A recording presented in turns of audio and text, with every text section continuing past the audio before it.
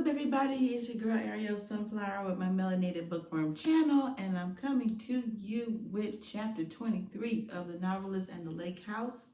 So far they've had Halloween and all that, and she said that like he had to have his wizard outfit on until midnight, which kind of goes with this whole stuff about what Stan was talking about with her being a witch. And she did draw that one painting of a witch in the Appalachian Mountains in the 1800s. So let's dive straight into 23 and see what's going on. All right, here we go. Chapter 23. All right.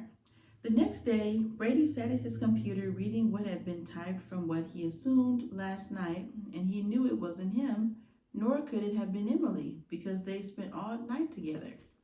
And what he was reading was everything they did and said throughout the entire night, leaving him to believe somehow Stan had written down what they did together. And when Stan enters the room, Brady is sure to give him a stare down. Stan sees Brady giving him that cold, dead stare. He knows something is on his mind, so he leans against the doorway with his arms crossed, waiting for Brady to get what's off his chest. Waiting for Brady to get what he's got off his chest. "You've been messing with my book," Brady scolded, but not too loud in case Emily was inside the house. He did not want her to think he was raising his voice with himself. Stan chuckles. "One fun Halloween night, and you seem to forget all that has happened around you," Stan replied. "Don't turn this on her. She's not the one writing this shit. You are," Brady said. Stan shakes his head in disbelief over what he is hearing. "God gave you eyes, yet you cannot see." "Well, someone, I suppose, gave you eyes?" Stan responded as he remained leaning against the doorway inside the room with his arms still crossed. Brady is a bit mystified by Stan's response. When he said someone gave you eyes, he wasn't sure he was going somewhere with that response or just Stan being Stan. "Someone had to have written this, Stan, and she was with me all night last night. She even fell asleep before I did, so I know like hell it wasn't her," Brady said with a hiss. "It would be impossible for me to write that. I was not out there with you two." "I did not hear your conversation," Stan explained. "Stan, you don't have to be out there to see or hear us. You are my subconscious. You already know everything that goes on between me and her," Brady replied. "Ha! Exactly," Stan responded, no longer leaning in the doorway and now pointing at Brady. "And you dare not listen to your subconscious? You defy me at every turn, don't heed my warnings, and you are headed for disaster, my friend, and you will not drag me with you." Stan scolded back at Brady this time. "So you are trying to tell me that you did not come here last night or sometime in the early morning hour and write this down? Or these past weeks, I come in here and find other shit written down that I know I did not write?" Brady asked. I've never tampered with your writing in the past. Why would I start now?" Stan replied. Brady stands up from his desk, kicking his chair on wheels, causing it to roll across the room while he paces in frustration. "I cannot afford to lose more time on this book. No matter the changes I make, the shit I write down, I come back later and find it to be tampered with. I'm behind already. I should have gotten this third sequel done, or at least end by now. Done or near the end by now," Brady mumbled while pacing around the room. When Brady mentioned it being his third sequel, it immediately grabbed Stan's attention as if he had been lassoed around the neck and yanked to the floor. It caught him by surprise to hear that fall from Brady's mouth. Could it have been a mistake? Or was he so confused he forgot how many sequels there are to his book series? So, to test this theory, Stan decided to ask Brady, "How many books have you written in the series? Humor me." Brady, with a weird look on his face, was not sure why Stan was asking him such a question as that. "Why are you asking me that?" he replied. "Just answer the question," Stan responded. "I wrote 2 of them, and I'm working on my 3rd one now." Wait.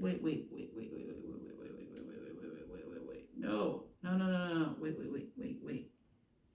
He's writing his 4th book, right?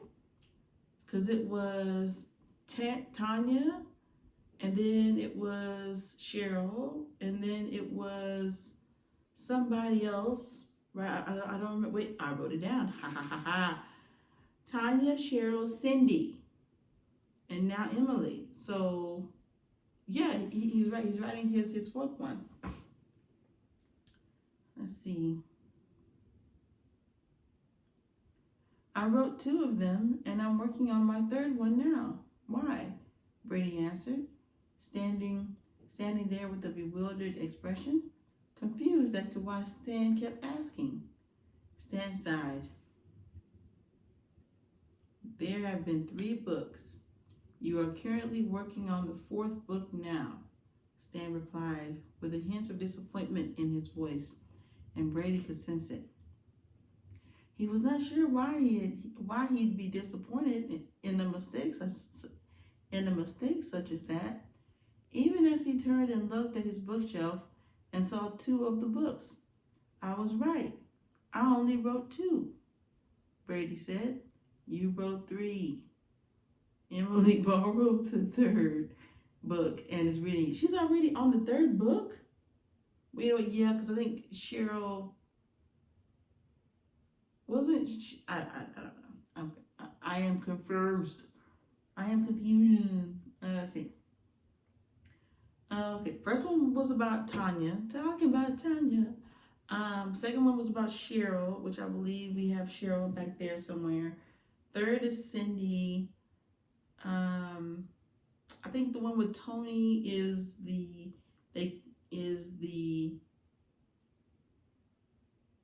Tony? No, Tony is the second one, because I remember Tony is the one where Tony was the friend of Cheryl, and that's how the whole that came about. So, but he was killed off in the second one. Okay.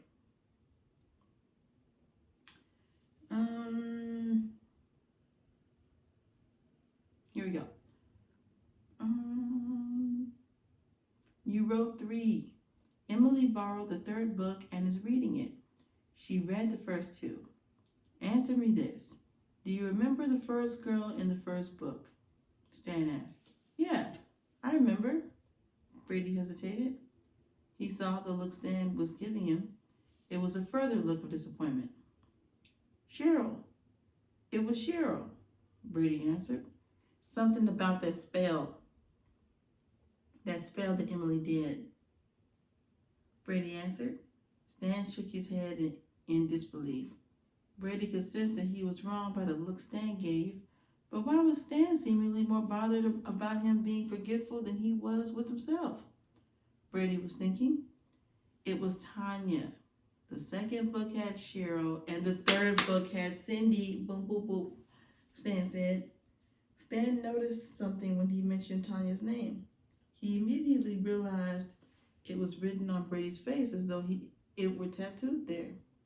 He did not recognize the name, as if Tanya's name was lost in history, and it was hard to believe, considering he dated her for longer and proposed to her. Stan was walking away, exiting the room, saying nothing more to Brady, while Brady stood there at a loss as to why Stan seemed down about him forgetting Tanya. Could it be that he had a great time with her too? Could it be that there was something he missed about her? Or could this be something else Brady kept thinking? Wait. Or could this be something else Brady kept thinking? "Stan, wait," Brady called out, rushing out the door and calling Stan's name just before he was startled by Emily waking up to him with a surprised look on her face. He knew right away she heard him call out for Stan, so he knew right away he needed to play this off and play it off quickly. Sorry, I'm rehearsing a scene I'm writing for my book. Sometimes I find it helps to reenact scenes I'm writing to help me find the right one to keep in the book, he explained. Ooh.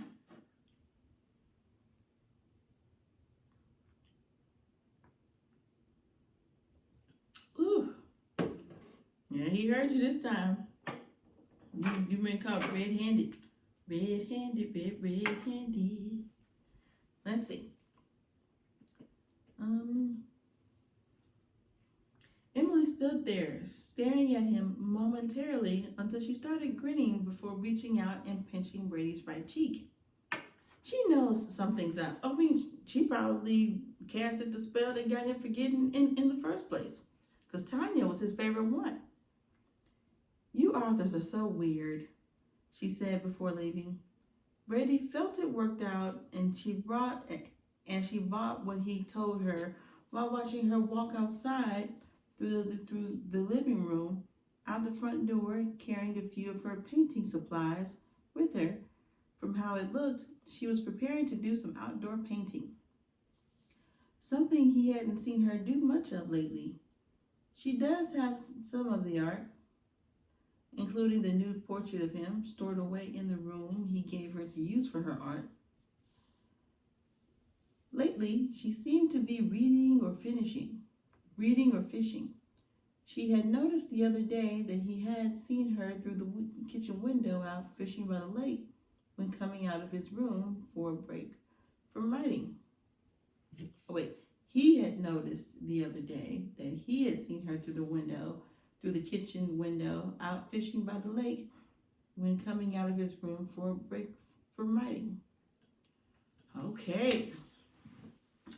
So, we know that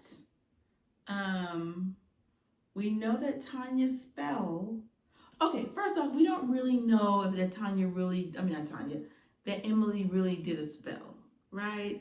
But we do feel like there is some coincidence in her, putting on a witch costume, him putting on the warlock one. It was like handmade. It said like it wasn't your traditional like store-bought stuff. I don't think it was. I think a lot of it was her handiwork, which is probably stuff that she's used before. I don't know. What y'all think? Do y'all think that maybe Stan really is the good guy and that Brady's really the bad guy? Because I think that by him asking him those questions, he realizes what's going on. He's just not saying what's going on, but we need for Stan to come up off it, okay, and tell us what's going on, okay? So let's see. So next we have chapter 24. Let's see here. So I'm gonna go take a quick break, and we will be back for 24. Let's do this. I can't wait. I'm ready to see what's going on. Like, is this some kind of spell? Because why can't he remember Tanya? Like, why can't he remember his favorite girl? Like, that's his favorite one, the number one. So, we'll see. See y'all next time. Peace.